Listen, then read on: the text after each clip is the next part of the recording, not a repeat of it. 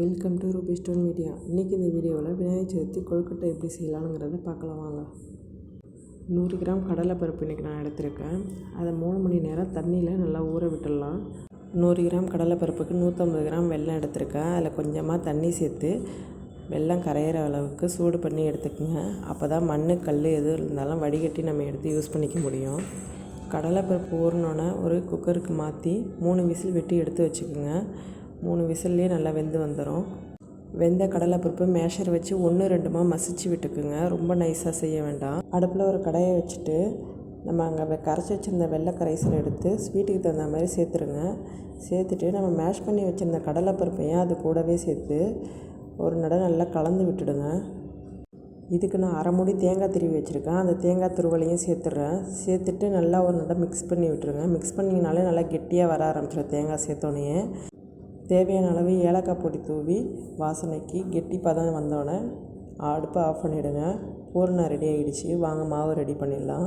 இன்றைக்கி நான் கடையில் வாங்கின கொழுக்கட்டை மாவு தான் 3/4 பவுல் எடுத்திருக்கேன். 3/4 பவுலுக்கு 1 கப்பு தண்ணி எடுத்துக்கோங்க. எடுத்துக்கிட்டிங்கன்னா சரியான அளவாக இருக்கும். அடுப்பில் ஒரு பாத்திரத்தை வச்சுருங்க.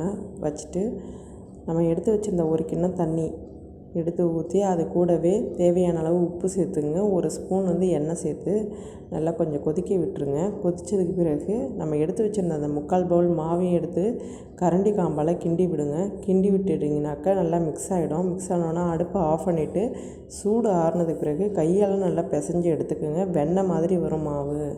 இந்த பதம் வந்தோடனே நம்ம கொழுக்கட்டை செய்ய ஆரம்பிச்சிடலாம். கையிலையும் கொஞ்சம் மாவு எடுத்துகிட்டு அகல் விளக்கு மாதிரி ஷேப் கொண்டுட்டு அது உள்ள பூரணம் 1 டீஸ்பூன் வச்சு பூண்டு ஷேப்புக்கு கொழுக்கட்டை செஞ்சுருங்க. செஞ்சுட்டு வீட்டில் இருக்கிற டீஸ்பூனால் அங்கங்கே டிசைன் பண்ணி வச்சிங்கனாக்கா பூண்டு கொழுக்கட்டை பார்க்குறதுக்கு ரொம்ப அழகாகவே இருக்கும். அதே மாதிரியே மீதி இருக்கிற கொழுக்கட்டை எல்லாத்தையும் செஞ்சு எடுத்து இட்லி பானையில் ஒரு 10 நிமிஷம் வேக வச்சு எடுத்திங்கனாலே கொழுக்கட்டை ரெடி ஆகிடுங்க. இலை ஷேப் கொழுக்கட்டை செய்கிறதுக்கு ஒரு பிளேட் எடுத்து பிளேட்டில் எண்ணெய் தடவிட்டு இந்தமாரி மாவை ரவுண்டாக தட்டி எடுத்துக்கோங்க. அதை நான் இன்றைக்கி கொழுக்கட்டை அச்சில் வச்சு தான் செய்ய போகிறேன்.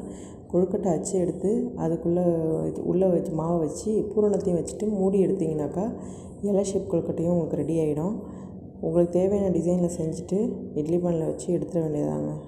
இந்த பூரணம் உங்களுக்கு 3 நாளானாலும் கெட்டு போகாது. இதில் கொழுக்கட்டை தான் செய்யணும்னு அவசியம் இல்லை. இதை உருண்டையை பால் மாதிரி செஞ்சு மைதா மாவு கலந்து நீங்கள் சுழிய மாவும் செஞ்சுக்கலாம், யூஸ் பண்ணிக்கலாம், போலி கூட செஞ்சுக்கலாம்.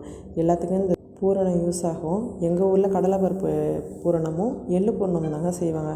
இந்த வீடியோ உங்களுக்கு பிடிச்சிருந்ததுன்னா நம்ம சேனலுக்கு சப்ஸ்கிரைப் பண்ணி சப்போர்ட் பண்ணுங்கள். தேங்க்ஸ் ஃபார் வாட்சிங்.